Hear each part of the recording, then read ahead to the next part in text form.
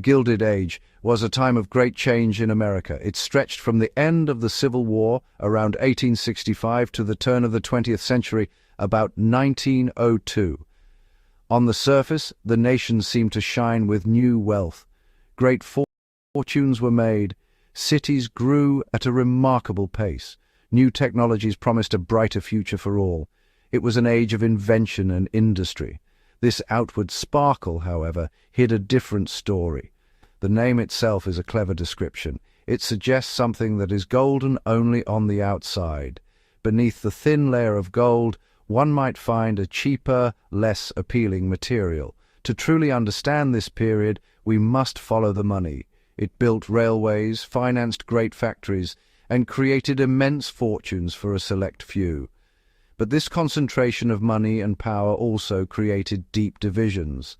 Money was the engine that drove nearly everything. It built the railways that crossed the continent. It financed the great factories that churned out steel and other goods. It created immense, almost unimaginable personal fortunes for a select few.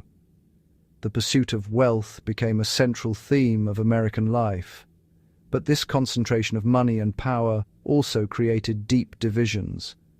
While some lived in opulent mansions, many others struggled in poverty. The glitter of new riches cast long, dark shadows over the lives of ordinary people.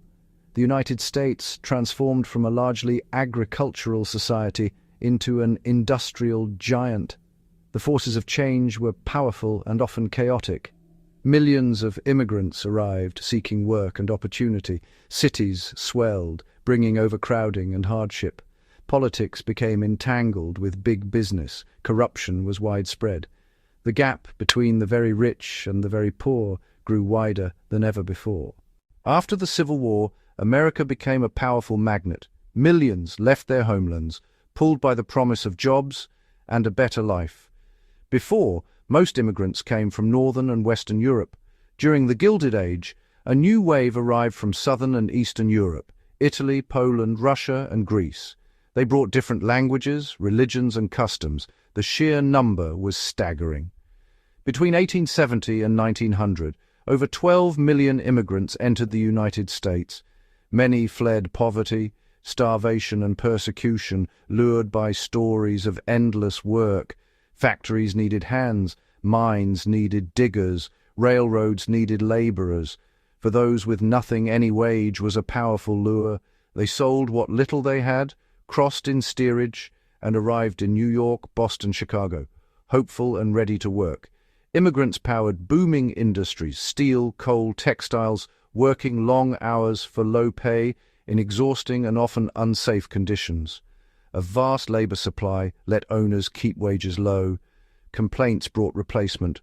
Profits rose as families remained trapped in poverty. As immigrants and rural Americans flocked to industrial centers, cities grew at an explosive rate, outpacing housing. Newcomers crowded into poorly built tenements. Entire families often lived in a single small room. Light and air were scarce. These dense, impoverished neighborhoods were slums where life was a daily struggle. Sanitation was minimal. Overflowing privies, rubbish-strewn alleys, and contaminated water bred disease. Sickness spread like wildfire. Outbreaks were common and deadly. Infant mortality shockingly high. Desperation contributed to crime. Police were underfunded and overwhelmed. Many wealthier native-born Americans blamed immigrants, not the brutal conditions that created the problems. The city became two worlds, dazzling wealth beside unimaginable poverty.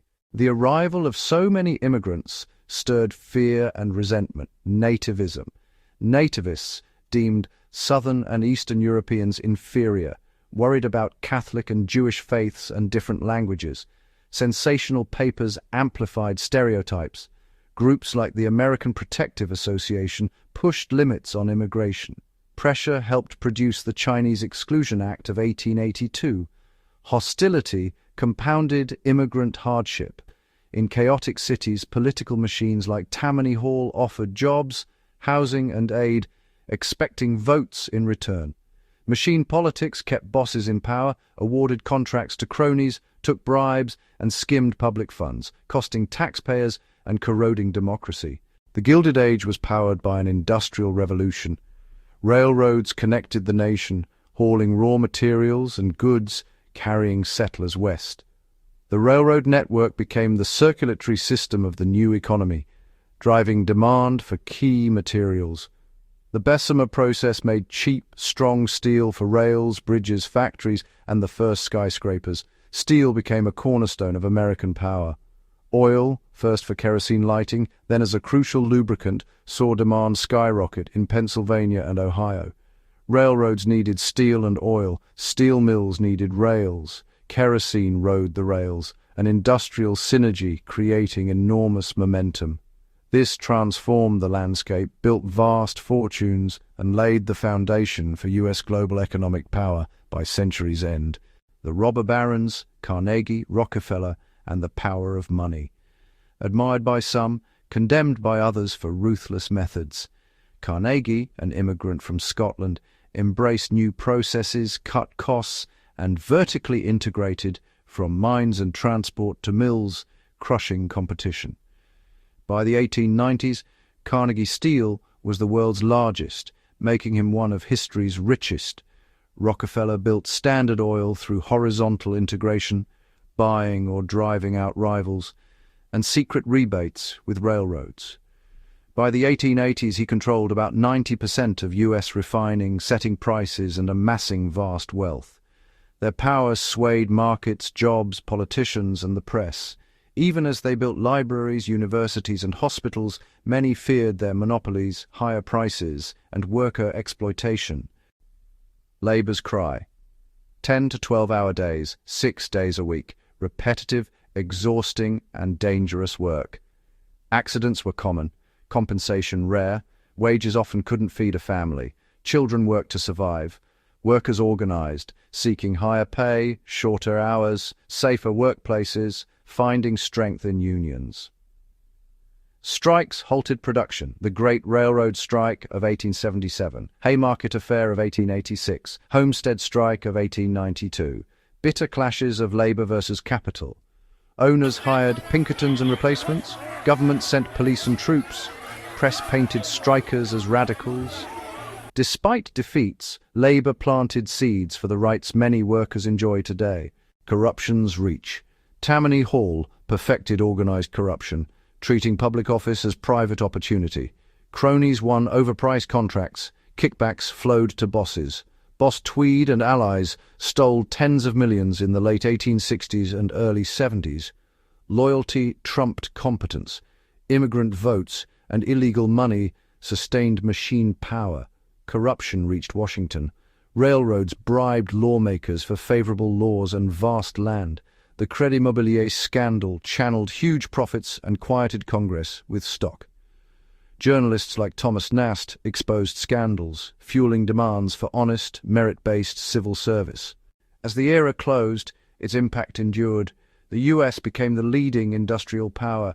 Technological advances, electricity and the telephone, transformed life and connected the nation. But progress brought deep inequality, urban squalor and discrimination. The political system was stained by corruption. Problems too large to ignore sparked the progressive era, regulating big business, breaking monopolies, and cleaning up government. Reformers pushed for safer workplaces, an end to child labor, a minimum wage, and more power for the people. The Gilded Age forces timeless questions. Who should profit from growth? Who should be protected from its downsides? What is government's role? Unchecked capitalism produced great wealth and great misery. We must balance money and power with justice and well-being.